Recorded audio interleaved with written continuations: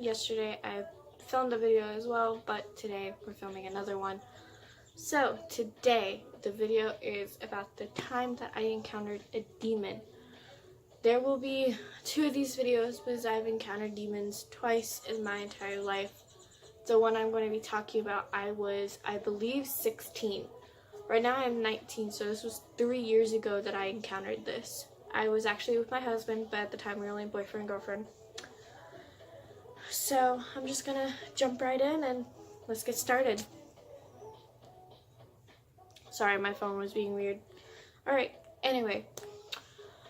When I was 16, I was asked by my grandmother-in-law to go watch these 3 kids. Mind you, there's 4 of them.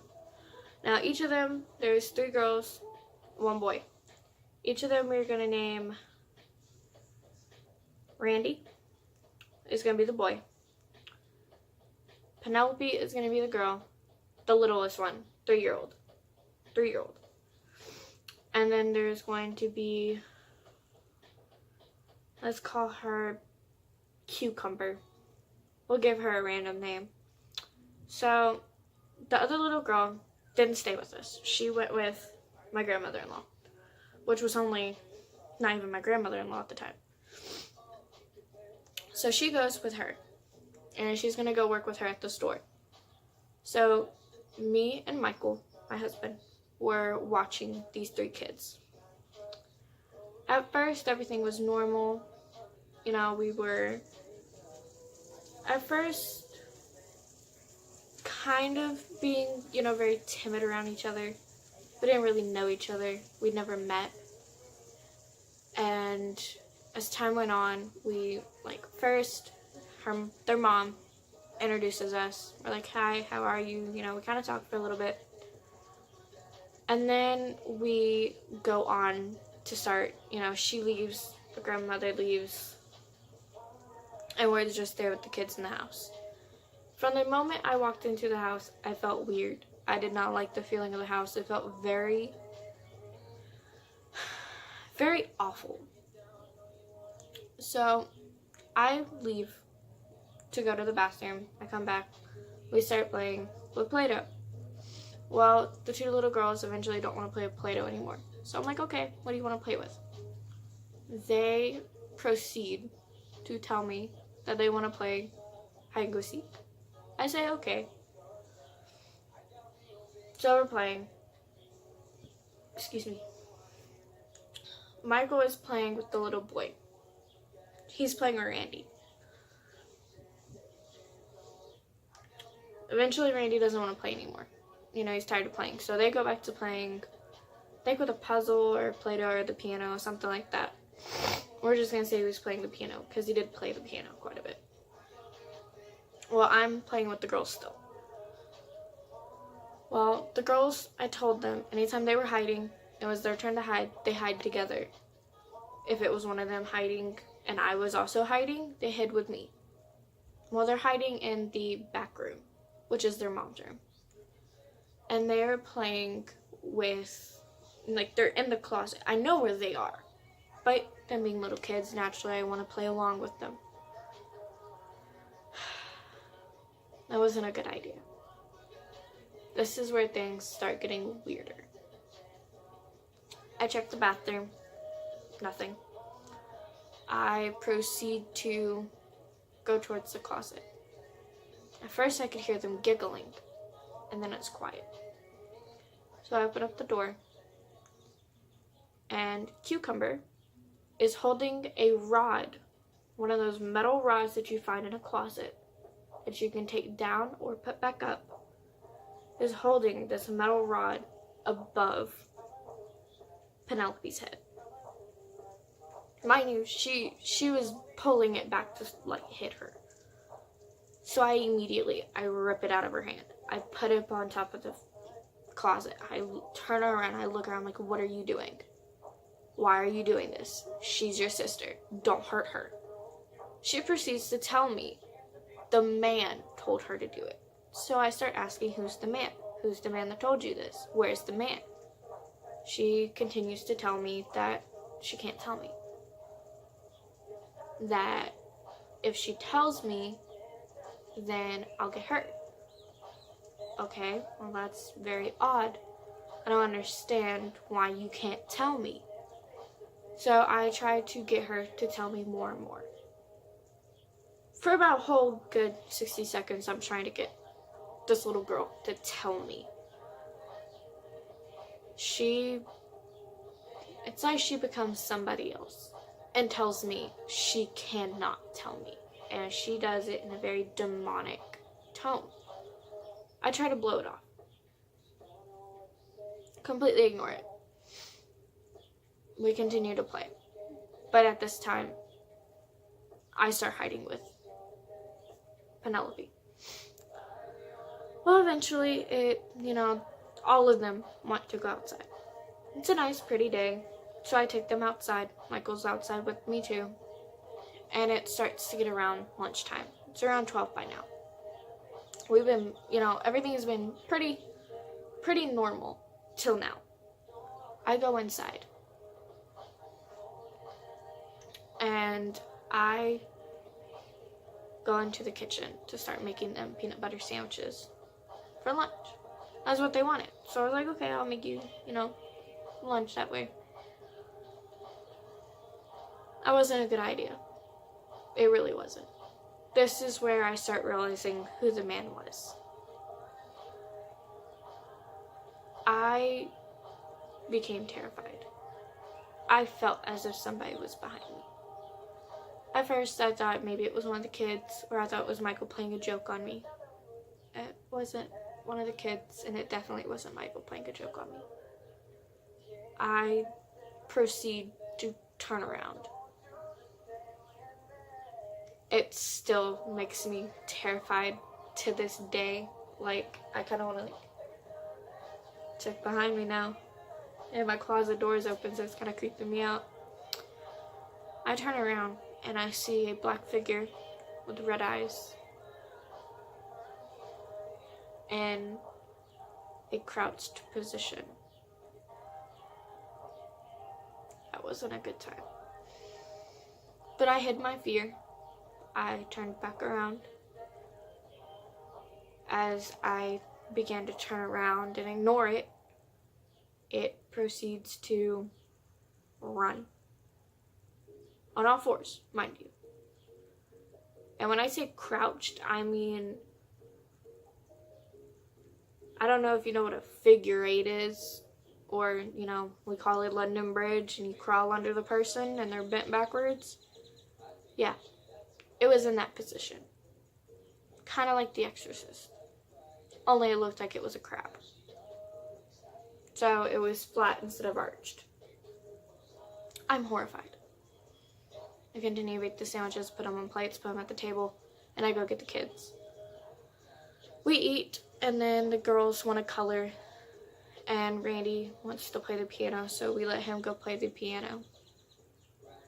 I sit down with the girls, and I start to color with them. Well, it starts to get to about 1:30, and so I know it's Penelope's time to lay down. Mind you, she's 3 years old. I know it's time for her to lay down. So I take her. I lay her in a crib. She was still in like a small little crib. I lay her in it. I turn her little machine on. So it was like a little radio that had a disc in it that she listened to before she went to sleep. I turn it on for her. And she goes to bed. Well, Cucumber wants to lay down too. So I tell her, if you want to lay down, that's fine. I'm not going to tell you no. As long as your mother says, you normally lay down with your mom. She says, well, sometimes I do, sometimes I don't. I was like, okay. And she's probably about 5, 6. So I let her go lay down, and I shut both doors. Bad idea. Bad idea on my part. I should have known from earlier this was going to be a bad idea. So I lay her down. I, tuck her in, tell her to sleep good. I go sit in the living room with Michael. And I'm watching Randy play the piano. And I'm like, oh, that's nice. He's playing. It's cute. And I start reading a little book, and I'm kind of looking at my phone here and there, but I'm mainly paying attention to him. Excuse me. And then it happens. She starts to cry. She is wailing and screaming and crying. So I go in there. I had made the dumb decision of shutting both doors. One door went into a little hallway that had the bathroom and came out into the kitchen. The other door came out into the living room where I could have simply watched her. I go in there and check on her. She doesn't want to sleep anymore. I tell her that's fine. If you want to sit in here still, you can. Just stay quiet. You know, here's a coloring book, here's some colors, here's a book, read, do something.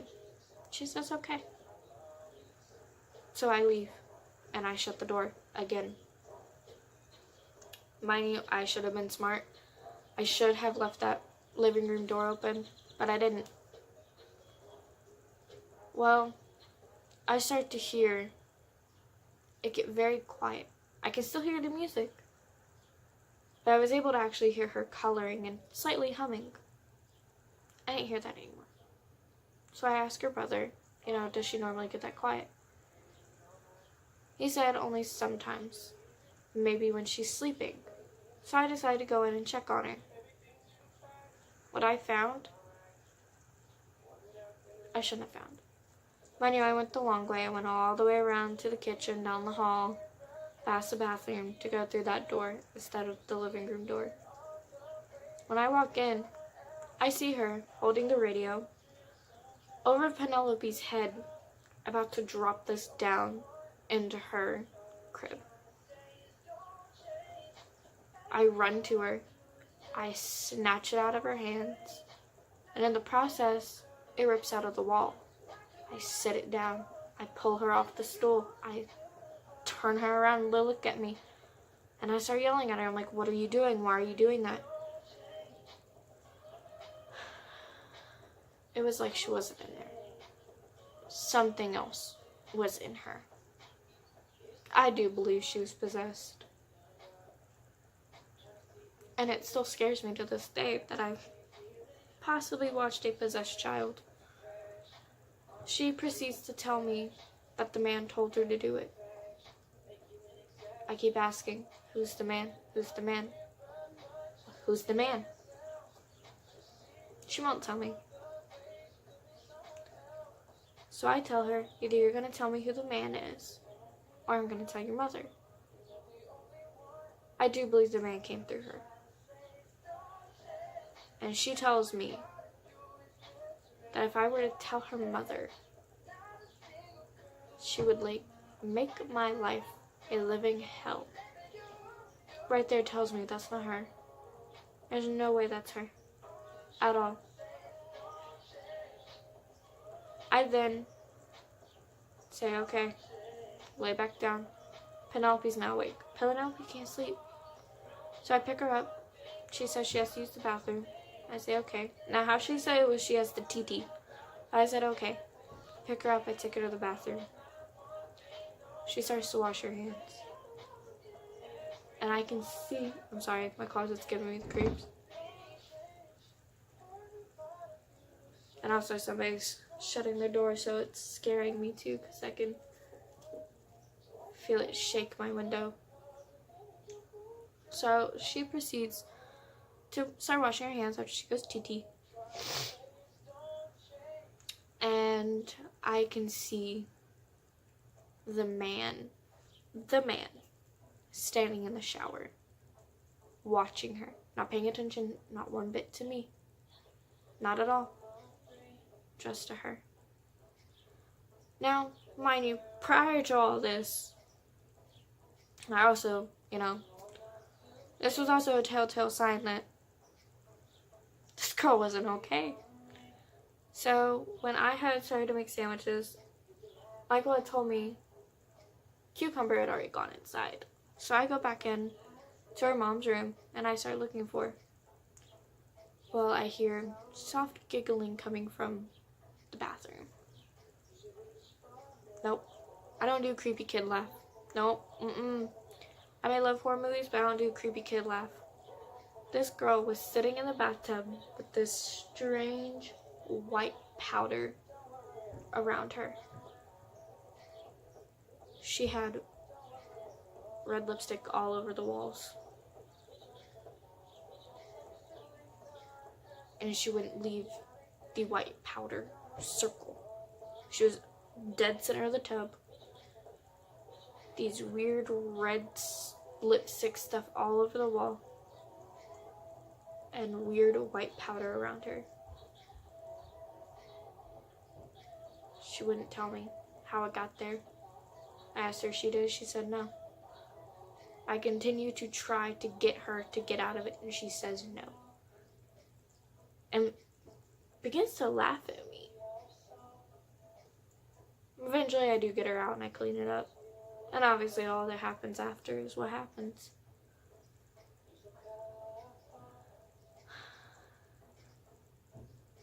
I've never, when their mom came, she paid us like $85 for all this time just to watch them for a day.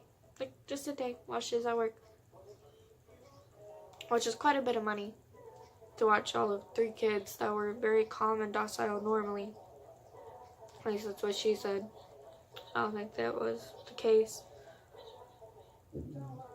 Excuse me.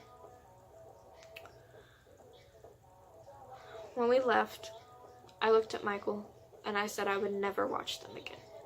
Still to this day, I've never watched them again. But as we left, Cucumber stood at the window, not waving, not smiling, just blankly staring as the man stood behind her. Every time I drive past that house, I'm horrified. So kids, don't mess with things that you're not supposed to mess with. I don't know if that's the case. I don't know. There's more to that story about that family, but that's not my place to tell this world. I'm just telling you my experience about watching them. I've never watched them again. I will never watch them again. I don't know if things have changed or not.